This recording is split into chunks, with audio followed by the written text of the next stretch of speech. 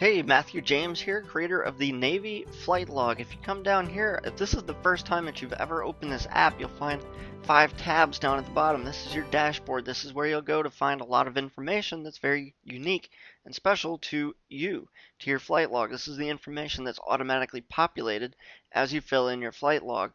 Come over here to the next screen, you'll see the flight log. It's empty right now because nobody's ever put any flights into their flight log. Come over here to add flight. This is where you add your flights. I'll come back to this in one more second.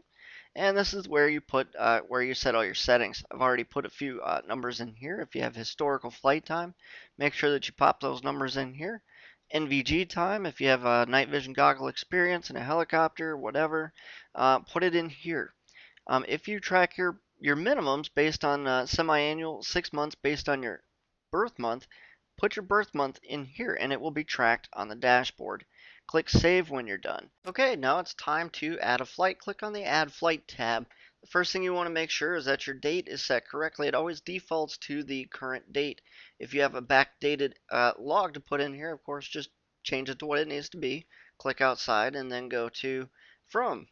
So we're going to say we're going from ASIO to DET in an aircraft. We'll say it's just a completely random aircraft, AAC-21. Tail number will be 45678. You can put any number you want in here. However, the longer it gets, the more congested it will look when you finish off your flight log.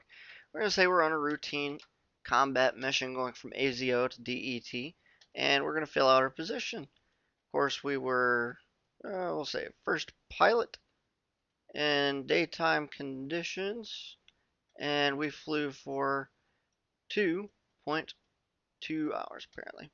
And you need at least one of the position conditions and hours filled out correctly in order for this to save. You do not need to fill out a landing type or an approach type. However, if you want to, go ahead and fill them out if you need to log these entries.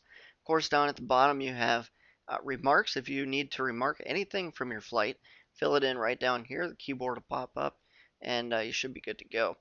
Way down here at the bottom is the Add Flight button. Click on Add Flight. It'll say, are you sure? You say yes and say OK. Of course, that flight will now show up in your flight log here. If you need to edit, click on the edit icon. Come up here to export in the top left.